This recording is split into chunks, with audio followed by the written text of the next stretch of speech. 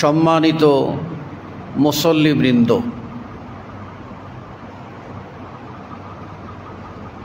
আমাদের সকলকে মনে রাখতে হবে আমরা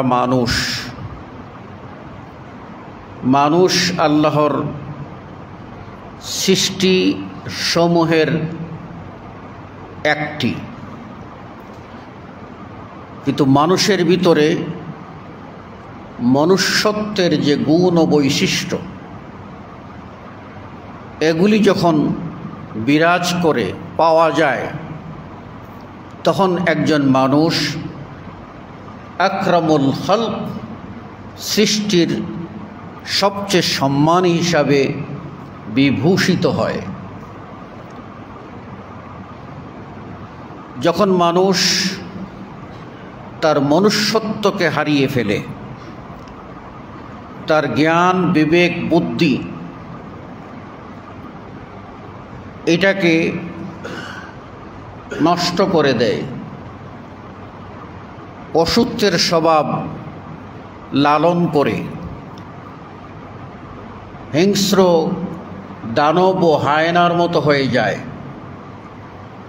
তখন এই মানুষ সৃষ্টির সবচেয়ে নিকৃষ্ট একটি প্রাণীতে পরিণত হয়।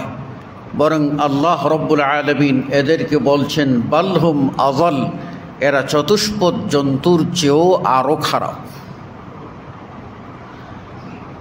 এজন্য মানুষকে প্রকৃত মনুষ্যত্ব এটা শিক্ষা দেওয়ার জন্য যুগে যুগে আল্লাহ রব্বুল আলামিন নবী ও রসুলগণকে পাঠিয়েছেন, আসমানি কিতাবসমূহ নাজিল করেছেন এবং দিক নির্দেশনা দিয়েছেন। যে যুগে যে নবী প্রেরিত হয়েছিলেন সেই যুগের মানুষের স্বভাব চরিত্রের মধ্যে কোথায় কোন জায়গায় ত্রুটি ছিল, আর এই ত্রুটি সংশোধন করে কিভাবে তারা প্রকৃত মানুষ হতে পারে, অসভ্য সমাজ থেকে সভ্য সমাজে ফিরে আসতে পারে, বর্বরতা থেকে মনুষ্যত্বের অবয়বে ফিরে আসতে পারে, সেই শিক্ষা দেওয়াই ছিল তৎকালীন নবী ও রসুলগণের অন্যতম দীক্ষা। আমরা জানি যে এই মানব সভ্যতার মধ্যে সবচেয়ে যেটি প্রয়োজন আমাদের বুঝে নেওয়া যে আমাদের মধ্যে স্তর কি। আমরা হলাম ব্যক্তি, তারপরে পরিবার, তারপর সমাজ, তারপর রাষ্ট্র। ব্যক্তি ও পরিবার, সমাজ ও রাষ্ট্র যদি আদর্শ হয় তাহলে মানুষ শান্তি ও স্থিতিশীলতার মধ্যে জীবনযাপন করতে সক্ষম হয়। আল্লাহ রাব্বুল আলামিন আমাদের জন্য যত নেয়ামত দিয়েছেন তার মধ্যে সবচেয়ে গুরুত্বপূর্ণ একটি নেয়ামত হলো ভয় ভীতির মধ্যে নিরাপত্তা ও আত্মপ্রশান্তি, স্থিতিশীলতা নিশ্চিত করা। কোরআনুল কারীমের সূরা আল বাকারায় আল্লাহ রাব্বুল আলামিন বলছেন ওয়ালানাবলুওয়ান্নাকুম বিশাইইম মিনাল খাউফ, মানুষকে পরীক্ষা করবেন কিছু বিষয়ে, কিছু বিপর্যয় বা কিছু ক্ষয়ক্ষতি দিয়ে। এটা হতে পারে শারীরিক অসুস্থতা, হতে পারে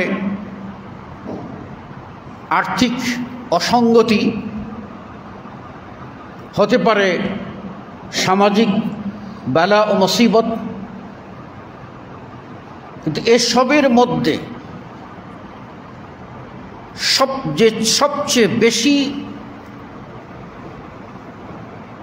গুরুত্বপূর্ণ বিষয় সেটাকে আল্লাহ প্রথমেই উল্লেখ করেছেন ওয়ালানাবলুওয়ান্নাকুম বিশাইইম মিনাল খাউফ, অবশ্যই আমি তোমাদেরকে পরীক্ষা করব কিছু বিষয়ে। তার মধ্যে প্রথম বলল খাউফ। খাউফ মানে ভয়, ভীতি, ত্রাস। ভয় ভীতি সমাজে যদি বিরাজ করে, তাহলে এই সমাজ সবচেয়ে কঠিন পরীক্ষার মুহূর্ত পার করছে, এটা বলতে হবে। দেখেন আল্লাহ এরপরে বলছেন ওয়াল জু', ক্ষুধা দিয়ে। ক্ষুধার আগেও প্রথমে আনছেন খৌফ বা ভয় ভীতিকে। তারপরে বলছেন ওয়ানাকসিম মিনাল আমওয়াল, তোমাদের মাল সম্পদ কিছু ঘাটতি ঘটিয়ে দিয়ে। ওয়াল আনফুস, কিছু মানুষের মৃত্যু ঘটিয়ে দিয়ে। ওয়াস সামারাত, ফল ফলাদি এর ক্ষতি করে। এগুলি হলো জাগতিক পরীক্ষার ক্ষেত্র। এইসব পরীক্ষার মধ্যে সর্বপ্রথম যে বিষয়টি উল্লেখ পেয়েছে সেটি হল খৌফ, ভয় ও ভীতি। এর বিপরীত হচ্ছে আল আমন, নিরাপত্তা। এই নিরাপত্তা নিশ্চিত করা প্রত্যেকটি মানুষের ঈমানি, নৈতিক, মানবতাবোধের, মনুষ্যত্বের দাবি। এটা যদি আমরা নিশ্চিত না করতে পারি, তাহলে আমরা মানুষের কাতারে পড়ব না, হিংস্র হায়নার মতো হয়ে যাব। এই জন্য দেখেন সূরা আল কুরাইশের ভিতরে আল্লাহ রাব্বুল আলামিন বলছেন ফালিয়াবুদু রাব্ব হাযাল বাইত, অতএব তারা যেন ইবাদত করে এই ঘরের রবের, মানে বাইতুল্লাহর কাবার রবকে, সে আল্লাহর ইবাদত যেন তারা করে। রবের অনেক গুণ ও বৈশিষ্ট্য আছে, যা কোনো সংখ্যায় সীমিত নয়। কোনো মানুষ আল্লাহর গুণ গণে শেষ করতে পারবে না। অথচ সেই আল্লাহ রাব্বুল আলামিন ইবাদতের ডাক দিতে গিয়ে, তিনি যে ইবাদতের হকদার, এই কথা বুঝাতে গিয়ে আপনাকে আমাকে চোখে আঙ্গুল দিয়ে দুটি বিষয় নির্দেশ করেছেন। বলছেন আল্লাযী আত'আমাহুম মিন জু' ওয়া আমানাহুম মিন খাউফ, যে আল্লাহ তোমাদেরকে ক্ষুধার্ত অবস্থায় খাবার দেন এবং যে আল্লাহ ভয়, ভীতি ও ত্রাসের ভিতরে শান্তি ও নিরাপত্তা দান করেন। তাহলে বুঝতে হবে একটি সমাজে মানুষের জন্য প্রয়োজন তার নিরাপত্তা কত গুরুত্বপূর্ণ। এটি আমরা বুঝি না বলে অন্ধ হয়ে যাই, বিবেকহীন হয়ে যাই, মনুষ্যত্বকে হারিয়ে ফেলি, পশুত্বের চাদর গায়ে দিয়ে দেই। ফলে আমাদের সমাজে অশান্তি বিরাজ করে, মানুষ মানুষকে মূল্য দিতে জানে না। শুনে রাখবেন, আল্লাহর নবী সাল্লাল্লাহু আলাইহি ওয়াসাল্লাম বসা ছিলেন। এই সময়ে একটা মাইয়িত, মৃত একটা লাশ নিয়ে যাওয়া হচ্ছে। আল্লাহর রাসূল সাল্লাল্লাহু আলাইহি ওয়াসাল্লাম দাঁড়িয়ে গেলেন। লাশ যাচ্ছে, তাকে সম্মান দিতে রাসূল সাল্লাল্লাহু আলাইহি ওয়াসাল্লাম দাঁড়িয়ে গেলেন। তখন বলা হলো, ইয়া রাসূলুল্লাহ, এ তো কোনো মুসলিমের লাশ নয়, এটা একটা ইহুদির লাশ। আল্লাহ নবী সাল্লাল্লাহু আলাইহি ওয়াসাল্লাম বললেন, আরে থাক না ইহুদি, সে তো মানুষ। মানুষ হিসাবে মানবতার যারা ফেরি করে, তাদেরকে আজ জানতে হবে বিশ্বনবী কত মহামানব ছিলেন, তিনি মানুষকে মূল্য কতটুকু দিয়েছেন। সেখান থেকে আমাদের এই অনুভূতি আমাদের ভিতরে জাগ্রত করতে হবে। মুসল্লিয়ানে কেরাম, আপনি আপনার বাড়িতে নিরাপদ নন, আপনি আপনার সমাজে নিরাপদ নন, আপনি আপনার রাষ্ট্রে নিরাপদ নন, তো আপনি কোথায় যাবেন? কোথায় গিয়ে নিরাপত্তা ভিক্ষা করবেন? সমুদ্রের কাছে গিয়ে নিরাপত্তা চাইবেন, না আফ্রিকার গহীন জঙ্গলে গিয়ে সেখানে নিরাপত্তার জন্য রোনাজারি করবেন? কে আপনাকে নিরাপত্তা দেবে? শুনে রাখুন, বিশ্বনবী মুহাম্মদুর রাসূলুল্লাহ সাল্লাল্লাহু আলাইহি ওয়াসাল্লাম কি বলেছেন? আল্লাহ রাসূল সাল্লাল্লাহু আলাইহি ওয়াসাল্লাম বলেন, মান আসবাহা আমিনান ফি সিরবিহি, আল্লাহু আকবার, মান আসবাহা আমিনান ফি সিরবিহি, যে ব্যক্তি সকালবেলা, যার সকাল হবে নিরাপদ অবস্থায়, কোথায়? তার বাসস্থানে, তার কর্মক্ষেত্রে, তার ক্ষেত খামারে, তার কলকারখানায়, তার মেল ইন্ডাস্ট্রিতে, তার খামারে একটা নিরাপত্তা নিয়ে যে লোকটার প্রভাত হবে, যে লোকটার সকাল হবে, ও মুআফা ফি জাসাদি, আর তার শরীর হবে সুস্থ। তৃতীয় হবে ইনদাহু তুআমু ইয়াউমি, আর একদিনের খাবার তার কাছে আছে। তিনটি বৈশিষ্ট্যের কথা বলেছেন, তার মধ্যে 3 নম্বর বলেছেন একদিনের খাবার, 2 নম্বর বলেছেন শারীরিক সুস্থতা, আর 1 নম্বরে বলেছেন যে ঘুম থেকে জাগ্রত হবে, তার বাড়ি ঘর সমাজ, তার মেল কারখানা, কল কারখানা, ফ্যাক্টরি, ক্ষেত খামার যা আছে, রুজিরুটির জায়গা,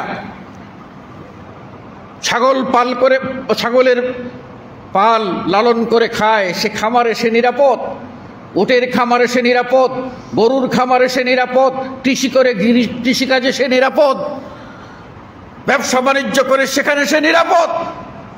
এই নিরাপদ অবস্থায় সকাল যদি হয়, সকালে ঘুম থেকে উঠে সে যেন কোনো একথা না শুনে যে ছাগলের পাল চুরি হয়ে গেছে, এটা যেন না শুনে তার ঘর কেউ ভেঙে দিয়েছে, এটা যেন না শুনে যে তার ক্ষেত খামার নষ্ট করে দিয়েছে, এটা যেন কেউ না শুনে যে তার মেল ফ্যাক্টরি ধ্বংস হয়ে গেছে বা কিছুতে ক্ষতি হয়েছে, এটা যেন না শুনে। সকালবেলা সে শুনবে আমার সব কিছুই ঠিকঠাক আছে, আলহামদুলিল্লাহ, আমার সব কিছুই ঠিকঠাক আছে, আলহামদুলিল্লাহ। শুনবে, উঠবে সে, আলহামদুলিল্লাহিল্লাযী আহইয়ানা বা'দা, আলহামদুলিল্লাহিল্লাযী আহইয়ানা বা'দা মা আমাতানা। ঘুম নামক এক মৃত্যু দিয়েছিলেন আল্লাহ, সেখান থেকে আমরা আজকে সকালে সেই আল্লাহর নামে উঠেছি, আলহামদুলিল্লাহ বলে উঠতে পারে। তার শরীর সুস্থ, আর সুস্থ শরীর রক্ষার জন্য খাবারের প্রয়োজন, এই ন্যূনতম খাবারটুকু তার কাছে আছে। আল্লাহ নবী সাল্লাল্লাহু আলাইহি ওয়াসাল্লাম বলেন, কাআন্নামা হুইজাত লাহু দুনিয়া, যেন তাকে পুরো দুনিয়ার সুখ দিয়ে দেওয়া হলো। চিন্তা করছেন? তাহলে সামাজিক নিরাপত্তা কতটুকু আপনার প্রয়োজন, এটা আপনি হৃদয় মনে লালন করেন। আমরা বারবার ত্যাগ স্বীকার করতে থাকব, বারবার আমরা ধ্বংসযজ্ঞ দেখতে থাকব, এটা আমাদের কাম্য নয়। আমরা দেখতে থাকব, গতকাল যা দেখেছিলাম আজকের সকাল হবে তার চেয়ে আরো ভালো, আগামী দিনের স্বপ্ন দেখব তার চেয়ে আরো ভালো। এটাই তো আমাদের সকলের প্রত্যাশা হওয়া উচিত।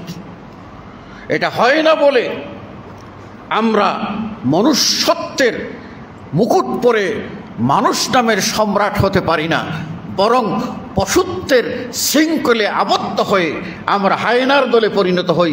আল্লাহ আমাদের মাফ করুন। মুসল্লিয়ানে কেরাম, আপনি কি চান আপনাকে কেউ গালি দেখ? আপনি কি চান আপনার ঘরের নিরাপত্তা বিঘ্নিত হোক? আপনি কি চান আপনার সন্তান রাস্তায় অনিরাপদ? আপনি কি চান আপনার মেয়ে ঘরের ভিতরে, আপনার স্ত্রী ঘরের ভিতরে অনিরাপদ? এটা কি আপনি কখনো চান?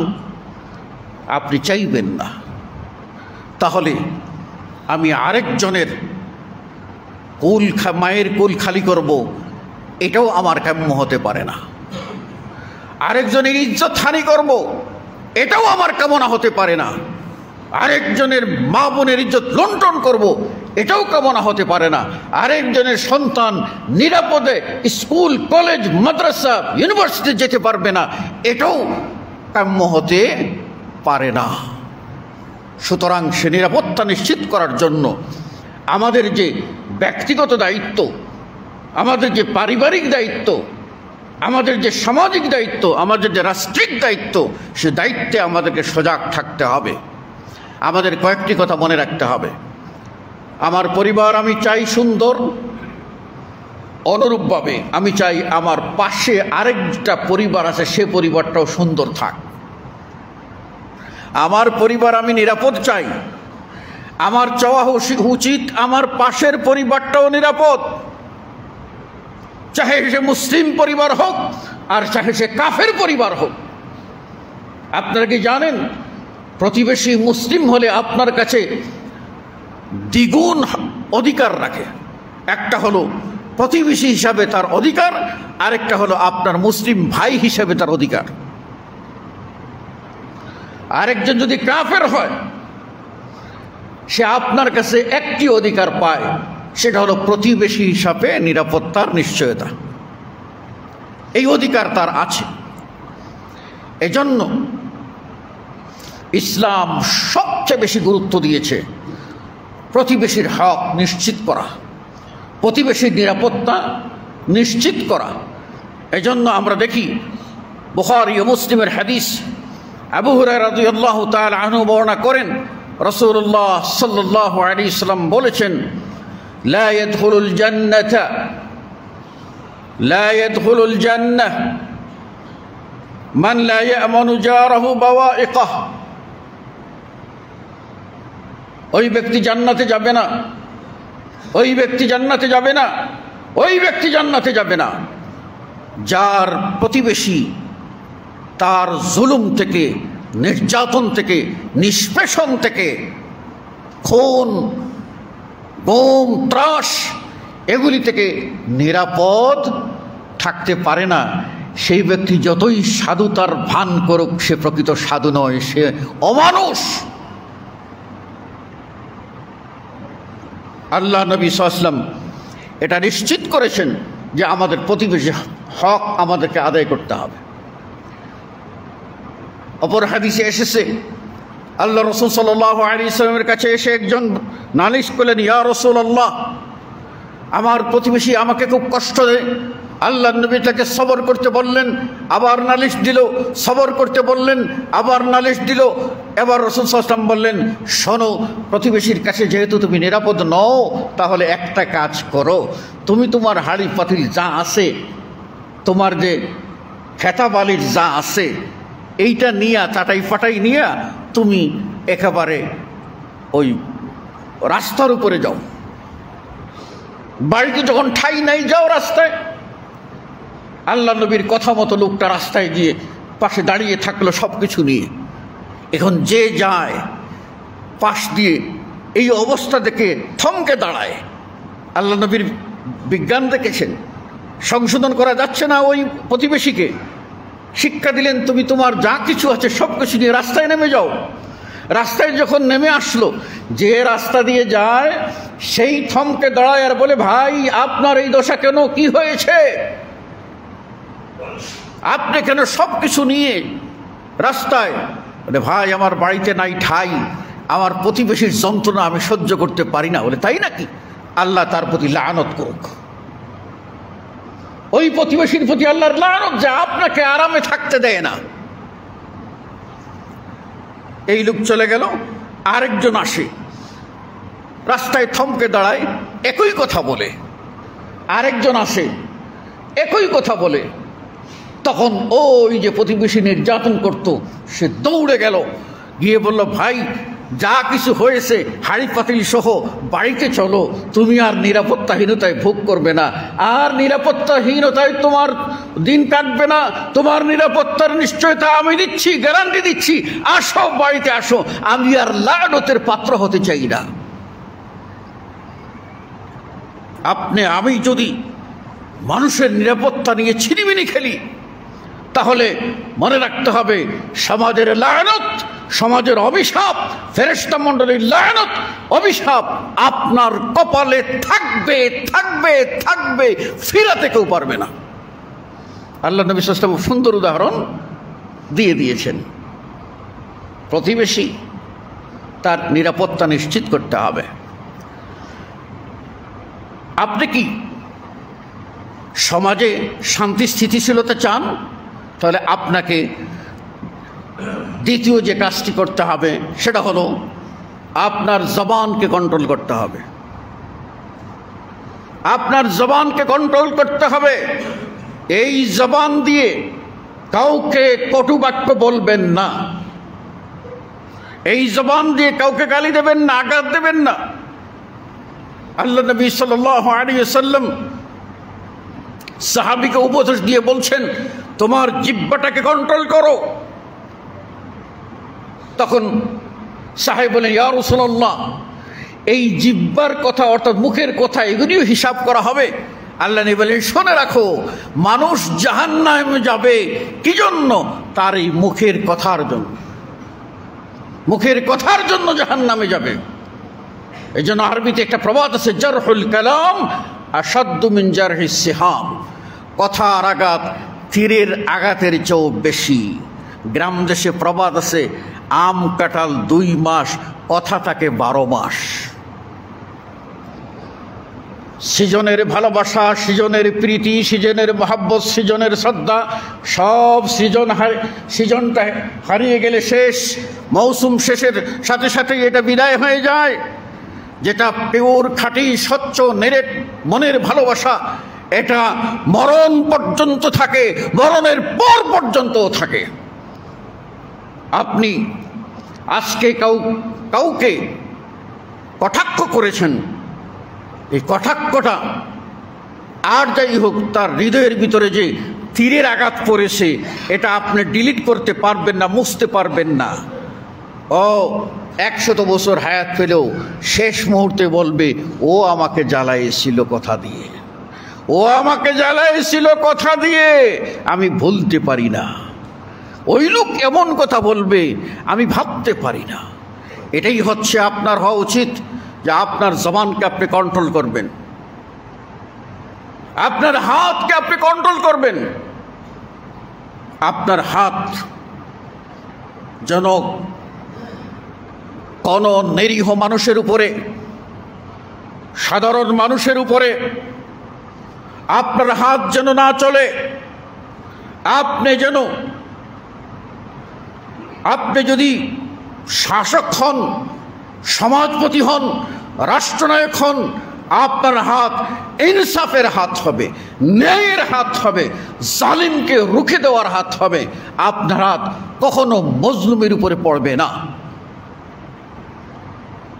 আপনাকে অবশ্যই এটা চিন্তা করতে হবে, কারণ আপনার জবান আর আপনার হাত আপনি যদি কন্ট্রোল করতে না পারেন, এবং আপনার ফুঁসলে ওঠা রাগ, ক্রোধ, এটা যদি আপনি দমন না করতে পারেন, তাহলে আপনি যে কোনো সময় অঘটন ঘটিয়ে ফেলবেন, পরে আফসোস করার অন্ত থাকবে না। মানুষ কখন বউকে তালাক দেয়? যখন রাগ আর কন্ট্রোল করতে পারে না। তালাক দেওয়ার পরে রক্ত যখন শীতল হয়, ঠান্ডা হয়, শরীরের শিরা উপশিরাগুলি ঠান্ডা হয়, তখন অবুঝ বাচ্চার দিকে একবার তাকায়, অবুঝ মেয়ের দিকে একবার তাকায়, অবুঝ ছেলের দিকে একবার তাকায়, বিছানার দিকে একবার তাকায়, রান্নাঘরের দিকে একবার তাকায়, আর ফেলিয়ে তাকিয়ে থাকে, আর চোখ দিয়ে ঝরঝর করে পানি জ্বলে, আর বলে, হায় হায়, কেনই বা রেগেছিলাম, আর কেনই বা আজকে তালাক দিলাম, এখন আমার বউ ফেরত পাওয়ার উপায় আছে কিনা। হাদিস কোরআন চষে। বিশ্ব যখন এগিয়ে চলেছে, তোমরা তখন বসে বিবি তালাকের ফতোয়া খুঁজেছো ফিকহ হাদিস চষে। কবি নজরুল আগেই বলে গেছেন, বিশ্ব যখন এগিয়ে চলেছে তোমরা তখনও বসে বিবি তালাকের ফতোয়া খুঁজেছ ফিকহ হাদিস চষে। হানাফি, শাফি, মালিকি, হাম্বলির তখনও মিটেনি গোল। এমন সময় হাকিল তলপিতুল, বাহিরের দিকে যত মরিয়াছি ভিতরের দিকে তত গন্তিতে মোরা বাড়িয়ে চলেছি গরু ছাগলের মতো। মনুষ্যত্ব না থাকলে গরু আর ছাগল, এটা আমাদের খেয়াল করতে হবে। এজন্য আপনার আমার জবানকে নিয়ন্ত্রণ করতে হবে। আল্লাহ নবী সাল্লাল্লাহু আলাইহি ওয়াসাল্লাম বলেন, আল মুসলিম মান সালিম আল মুসলিমুনা মিন লিসানি ওয়া ইয়াদিহি, প্রকৃত মুসলিম ওই ব্যক্তি যার জবান থেকে, যার হাত থেকে অন্য মুসলিমরা নিরাপদ থাকে। ইসলামের শিক্ষা দেখেন, অন্য মুসলিমরা নিরাপদ থাকে। আল্লাহ রাসূল সাল্লাল্লাহু আলাইহি ওয়াসাল্লাম আরেক হাদিসে বলেছেন, আল মুমিনু মান আমিনাহুন নাস আলা আমওয়ালিহিম ওয়া দিমাইহিম, প্রকৃত মুসলিম ওই ব্যক্তি যার কাছে মানুষের জান ও মালের নিরাপত্তা আছে। প্রকৃত মুসলিম ওই ব্যক্তি যার কাছে মানুষের জান ও মালের নিরাপত্তা আছে। আর এটা কোন মুসলিম করবে? যে মুসলিম সব সময় মনে করে আমাকে আল্লাহ দেখছেন, আমি আল্লাহর নজরদারিতে আছি, পৃথিবীর সকলের নজর ফাঁকি দিতে পারি, কিন্তু তিনি হলেন সেই আল্লাহ, তার নজরকে ফাঁকি দেওয়া যায় না। ইমাম মিসকিনের দারেমি সম্ভবত তিনি তার গ্রন্থের মধ্যে উল্লেখ করেছেন যে ইবনু আবিদ দুনিয়া উল্লেখ করেছেন যে ওমর রাদিয়াল্লাহু তাআলা আনহু তিনি বের হলেন, তার সাথে কিছু লোক, আমিরুল মুমিনিন বের হয়েছেন, মুসলিম জাহানের খলিফা বের হয়েছেন। গিয়ে দেখলেন একটা রাখাল পাহাড়ে ছাগল চড়াচ্ছে। তিনি গিয়ে বললেন, এই রাখাল, ওখান থেকে একটা বকরি দাও, একটা মেষ দাও, দুম্বা একটা দাও, আমরা খেই। সে বলছে, ওইগুলির মালিক তো আমি নয়, আমি মালিকের অনুমতি ছাড়া দিতে পারবো না। বলছে, আরে তোমার মালিক কোথায় আর তুমি কোথায়? এ তো বড় পাল, এক থেকে দুই একটা হারিয়ে গেলে মালিককে বলবে, নেকড়ে বাঘ খেয়েছে, বনের বাঘ খেয়ে নিয়েছে, আমি আর কই থেকে পাবো, মালিক তোমার কিছু বলবে না। তখন লোকটা বলছে যে আমার মালিককে না হয় আমি গিয়ে বুঝ দিতে পারবো, মিথ্যা কথা বলে নেকড়ে বাঘ খেয়েছে, কিন্তু আমার মালিকের উপরে যে মালিক আছেন, আরশের অধিপতি মহান আল্লাহ, তাকে আমি কি করে ফাঁকি দেব, তাকে আমি কি করে বুঝাবো? এটা হলো ঈমান। এটা নাই। আমাদের ঘরে ফাঁকি, বাইরে ফাঁকি, চাকরিতে ফাঁকি, মেল কারখানায় ফাঁকি, ডিউটিতে ফাঁকি, সবখানেই ফাঁকি, অলসতা। আমি 8 ঘন্টা ডিউটিতে চাকরি নিয়েছি, 8 ঘন্টার ভিতরে একটা সেকেন্ড আমার না, ওই যত টাকার বিনিময়ে আমি চাকরি নিয়েছি তত টাকা দিয়ে এই 8 ঘন্টা মনিব কিনে নিয়েছে। তার একটা মিনিট যদি আমার ব্যক্তিগত কাজে লাগাই, তাহলে ওই কিয়ামতের মাঠে আমাকে হিসাব দিতেই হবে। কোথায় আমরা? মনুষ্যত্ব কোথায়? আমি প্রজাতন্ত্রের কর্মচারী, কর্মকর্তা, আমাকে যে নিয়েছে প্রজাতন্ত্র, আমার কাছ থেকে অঙ্গীকার নিয়েছে আমি নিরাপত্তা রক্ষা করব, আমার কাছ থেকে অঙ্গীকার নিয়েছে আমি কোনো প্রকার ভায়োলেশন করব না, আমার কাছ থেকে অঙ্গীকার নিয়েছে আমি যেটুকু ডিউটি করার তা যথাযথভাবে পালন করব, আমি ফাঁকি দেব না। কিন্তু আমাদের ভিতরে কি প্রবণতা, আমরা যদি বাস্তবে লক্ষ্য করি তাহলে দেখতে পাবো, এরা মনে করে সিসি ক্যামেরায় যেহেতু নাই যাচ্ছে তাই করি, সিসি ক্যামেরা নাই যাচ্ছে তাই করি। অথচ ওই মানুষটা জানে না হাজার সিসি ক্যামেরা, লাখো কোটি সিসি ক্যামেরার উপরে মহান আল্লাহর চোখ আছে। তিনি ইয়ালামু খাইনাতাল আয়ুন ওয়ামা তুখফিস সুদূর, একটা চোখের পলক যেটা ফাঁকি দেয় সেটাও যিনি জানেন তিনি হলেন মহান আল্লাহ। তার ভয় যদি মানুষের ভিতরে থাকতো তাহলে তার কলমটা চালানোর সময়ে বিসমিল্লাহ বলেই চালাতো, কলমটা চালাবের সময়ে মহান আল্লাহকে দেখতো, কলমটা চালানোর সময়ে সে অন্যায় করত না। কোথায় আছি আমরা সম্মানিত মুসল্লিবৃন্দ? তৃতীয়ত, আমরা যদি আমাদের সমাজকে শান্তিতে চালাতে চাই তাহলে আমাদের সকলকে চৌকুশ হতে হবে, সকলকে নাক কান চোখ খোলা রাখতে হবে। আমরা শুনি, গত রাতের আগের রাতেই শুনেছিলাম ভোর রাতে মসজিদে মসজিদে মাইকিং হচ্ছে, এলাকায় ডাকাত ঢুকেছে, প্রতিহত করুন। কে ডাকাত ঢুকেছে, ডাকাতি করে চলে যাবে, প্রতিহত করবো কেন?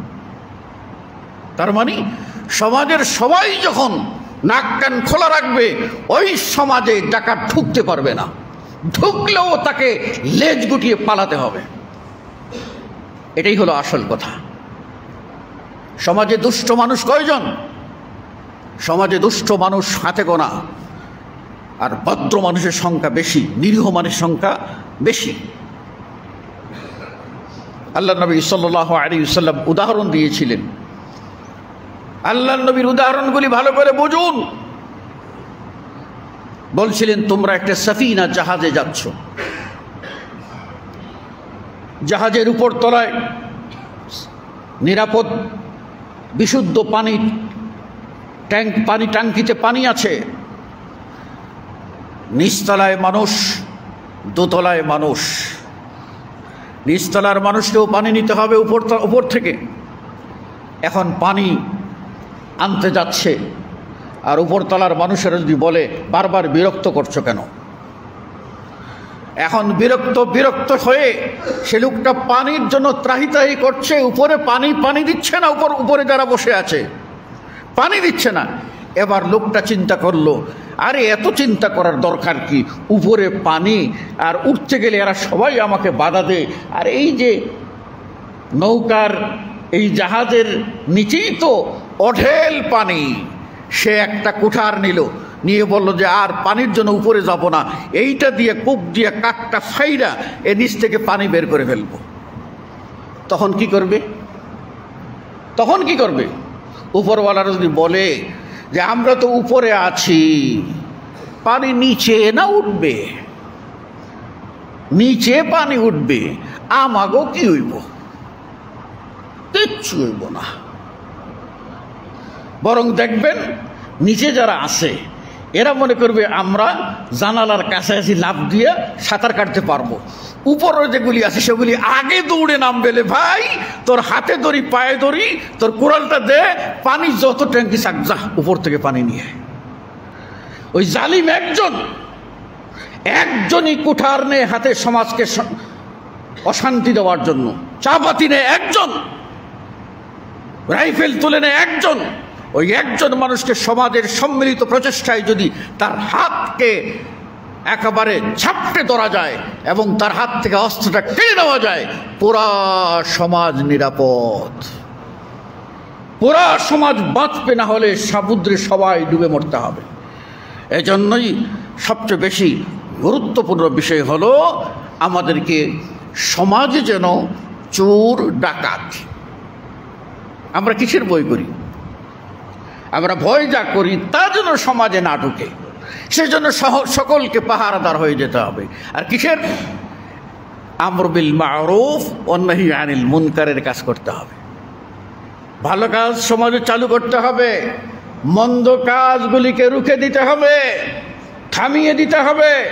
খবরদার, এই মানুষের সমাজ, এটা সভ্য সমাজ, এটা আলোকিত সমাজ, এটা কোরআন এবং হাদিসের সমাজ, এটা মানুষের সমাজ। এখানে কোনো অমানুষের কাজ করা যাবে না। আমরা যদি এইভাবে মুনকারগুলিকে, শরীয়ত বর্জিত কাজগুলিকে আমরা রুখে দিতে পারি, আমাদের সমাজ রক্ষা পাবে, নতুবা আমাদের সমাজ রক্ষা পাবে না। মুসল্লিয়ানে কেরাম, চতুর্থ নম্বরে, আমাদেরকে যদি সামাজিক শান্তি আমাদের প্রতিষ্ঠা করতে হয়, তাহলে আমাদের প্রত্যেকের উচিত হবে একে অন্যে, আমি আপনার অন্তরে আনন্দ ঢুকিয়ে দেব, আপনিও আমার অন্তরে আনন্দ ঢুকিয়ে দেন। আপনার মাধ্যমে আমি ভালো সংবাদ শুনতে চাই, আমার মাধ্যমে আপনি ভালো সংবাদ শুনুন। আত্মা প্রফুল্লিত হয়ে উঠবে, আনন্দিত হয়ে উঠবে, খুশি থাকবে, মন মেজাজ ভালো থাকবে। এজন্য আপনাকে অবশ্যই পরস্পরের প্রতি ভালোবাসা সৃষ্টি করতে হবে। আমাদের হাতে যেহেতু সময় কম, আমরা এই মর্মে অনেক হাদিস আছে, আমরা পাঠ করতে পারবো না। শুধু আল্লাহ নবী সাল্লাল্লাহু আলাইহি সাল্লাম বলছেন তার একটা হাদিসে যে মানুষের মধ্যে সবচেয়ে উত্তম কাজ তার একটি হলো একজন মুমিন আরেকজনের মুমিনের অন্তরে আনন্দ ঢুকিয়ে দেবে, তাদের ভিতরে আনন্দ বার্তা বইয়ে দেবে।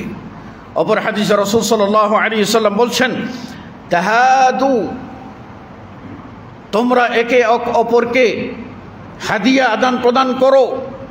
ফাইনাল হাদিয়াতা তাযহাবু ওয়াহরা সদর, তাহলে ওই হাদিয়া অন্তরের ভিতরে যে ঘৃণা, বিদ্বেষ, হিংসার আগুন জ্বলছিল, অন্তরে যে হিংসার আগুন ধুমায়িত হচ্ছিল, ওই আগুনটা কি হয়ে যাবে?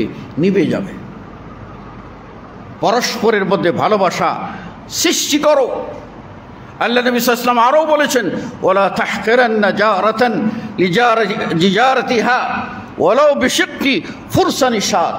আল্লাহ নবী সাল্লাল্লাহু আলাইহি ওয়াসাল্লাম বলছেন, একজন মহিলা তার প্রতিবেশী আরেক মহিলার জন্য সে তুচ্ছ করবে না, বরং তার যা আছে ওর মধ্যে এক টুকরো, একটা হাড্ডি, ছোট্ট একটা খাসির হাড্ডি, দুম্বার হাড্ডি, আর একটু ঝুল যদি দিয়ে পারে, তাহলে প্রতিবেশীকে যেন দেয়, তবুও যেন প্রতিবেশীকে ঘৃণা না করে। এটাই তো ইসলাম, এটাই তো মানবতা। এটা যদি হয়, আপনি সুখ শান্তিতে থাকতে পারবেন। আমি আপনাদেরকে বলতে চাই, আরেকটা হাদিস শোনাতে চাই। সেটা হলো এই, আল্লাহ নবী সাল্লাল্লাহু আলাইহি ওয়াসাল্লাম বলছেন, ইন্না ফিল জান্নাতে গুরাফা, জান্নাতে একটা কক্ষ আছে। ইন্না ফিল জান্নাতে গুরাফান, জান্নাতের ভিতরে কিছু কক্ষ আছে। তোরা যুহুরুহা মিন বুতুনিহা, যার বাহির থেকে ভিতর দেখা যায়। ও বুতুনুহা মিন যুহুরিহা, আর ভিতর থেকে বাহির দেখা যায়। এত স্বচ্ছ, এত সুন্দর, এত নির্মল, এত খাঁটি, এত নিরেট, এত নিখুঁত, এত পিওর, এত আরামদায়ক, এত মসৃণ, এত কোমল, এত সুন্দর জান্নাত রয়েছে। তখন সাহাবারা বলেন, ইয়া রাসূলুল্লাহ, ওই জান্নাতে কে যাবে? ওই জান্নাতে কে যাবে? কে এই জান্নাতের অধিবাসী হবে? এবার রাসূল সাল্লাল্লাহু আলাইহি ওয়াসাল্লাম বললেন, ওই জান্নাতের অধিবাসী মানুষের কিছু গুণ বললেন। এবার আপনি আমি মিলাই নেই। 1 নম্বর, লিমান আতাবাল কালাম, যার কথা মিষ্টি, অর্থাৎ পবিত্র কথা বলে, অপবিত্র কথা বলে না। আবার ওই যে কথা মিষ্টি বলতে এটা মনে করেন না যে খারাপ কথা ভদ্রভাবে বলা, না। এর কথা মিষ্টি মানে পবিত্র কথা। অশালীন কোনো কথা বলা তার মুখ দিয়ে বের হয় না, অশুভ কোনো কথা তার মুখ দিয়ে বের হয় না, বিশ্রী কোনো শব্দ তার মুখ দিয়ে বের হয় না। তার মুখ দিয়ে বের হয় শালীন কথা, ভদ্র কথা। দ্বিতীয় হলো ও আতআমাত তাআম, যে অন্যকে খাবার খাওয়ায়। তৃতীয় হলো ও আদামাস সিয়াম, যে রোজা রাখে। চতুর্থ হলো ও সাল্লা বিল লাইল ওয়ান নাসু নিয়াম, মানুষেরা যখন ঘুমিয়ে আছে তখন সে উঠে সালাত আদায় করে তাহাজ্জুদ গুজার বান্দা। এবার আপনি দেখুন, আমরা নিজেরা মিলিয়ে নেই, আমার কথায় কি আমি ভদ্র শালীন, কাউকে কটাক্ষ করিনি? আমি কি আমার খাদ্য থেকে এক মুষ্টি হলেও অন্যকে দিয়েছি? আমি কি সিয়াম পালন করি, রোজা রাখি?